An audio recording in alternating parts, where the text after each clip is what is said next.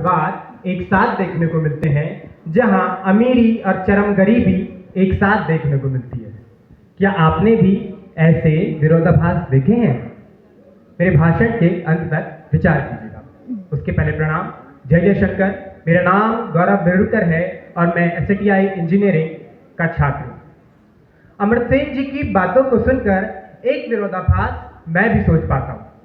भारत जिसने पूरे विश्व को लोकतंत्र का पाठ पढ़ाया, भारत जिसने बतलाया कि जनता का जनता के लिए जनता के द्वारा शासन जब सही मायनों में धरातल पर परिलक्षित होता है तो किस विकास यात्रा के परिणाम हमें दिखते हैं। और हम भी जब किसी विश्व मंच पर खड़े होते हैं तो बड़े गर्व से कहते हैं कि हमारे यहाँ लोकतंत्र की जड़ें बहुत अंदर तक गई हुई हैं। परंतु आज हम देश के संविधान के 75 वर्षों की यात्रा का उत्सव मना रहे हैं। परंतु सोचिए, 75 वर्षों की इस स्वर्णिम यात्रा में वर्ष 1975 वह समय लेकर आया जिसने इस स्वर्णिम यात्रा पर कलंक लगा दिया, जिसने लोकतंत्र की आत्मा को कैद कर दिया। जी हाँ साथियों, मैं बात कर रहा हूँ आपातकाल के उस काले दौर की। जी हाँ साथियों, ये वही समय था जब प्रियदर्शिनी इंदिरा ने भारत को अप्रिय दर्शन कराए थे। यह वही समय था जब आयरन लेडी कही जाने वाली मैडम प्राइम मिनिस्टर ने निर्दोष लोगों को आयरन बार के पीछे रखा।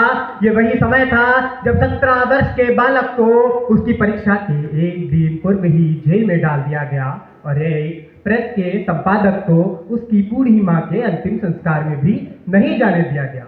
और साथियों, आप सोच रहे होंगे शायद कारण कोई भारत की सुरक्षा हो, पर मैं बता दूं, कारण कोई भारत की आंतरिक सुरक्षा नहीं, मैडम प्राइम मिनिस्टर की राजनीतिक असुरक्षा थी। 21 महीनों के उस भयावह समय में 1,10,000 से अधिक गिरफ्तारियां हुई, 60% लोगों की जेल में ही मृत्यु हो गई और उनके परिवारजनों को पता भी नहीं चलने दिया गया। 82.31 लाख लोगों को नसबंदी का जबरन नसबंदी का शिकार बनाया गया। लोकतंत्र और संविधान में मनमानी संशोधन किए गए। अब आप ये सोच रहे होंगे कि 50 वर्ष पुरानी बातों को मैं आज क्यों याद दिला रहा हूँ, 50 वर्ष गड़े मुर्दे मैं आज क्यों काट रहा हूँ। साथियों, आज देश विकसित भारत के लक्ष्य के साथ बढ़ चला है तो हमने इतिहास से सीख ली है और फिर वह समय भी देखा जब पक्ष और विपक्ष से ऊपर उठकर हमने संविधान को सर्वोपरि माना और जेनेवा में जब राष्ट्र को नेतृत्व देने की बात आई तो हमने उस समय के विपक्ष के नेता श्री अटल बिहारी वाजपेयी को नेतृत्व करने भेजा।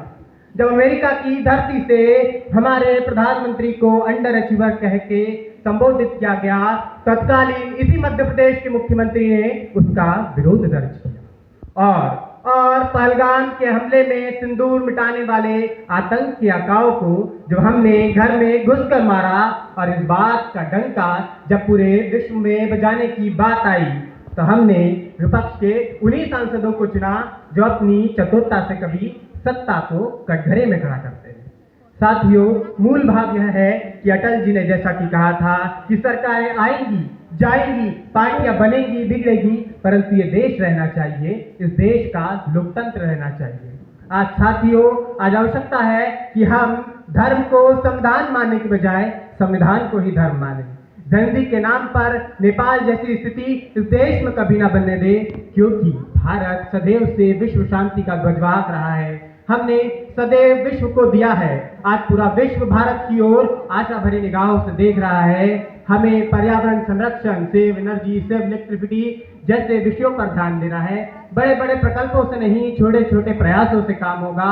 एक बनकर ही 11 बनेंगे। साथियों, इसलिए मैं कहता हूं कि वर्तमान का गूगल हो, माइक्रोसॉफ्ट या पेप्सी को, इन सबको भी हमने ही दिए हैं अपने भारत के CEO। आज भी पूरी दुनिया में सबसे ज्यादा डॉक्टर हमारे हैं।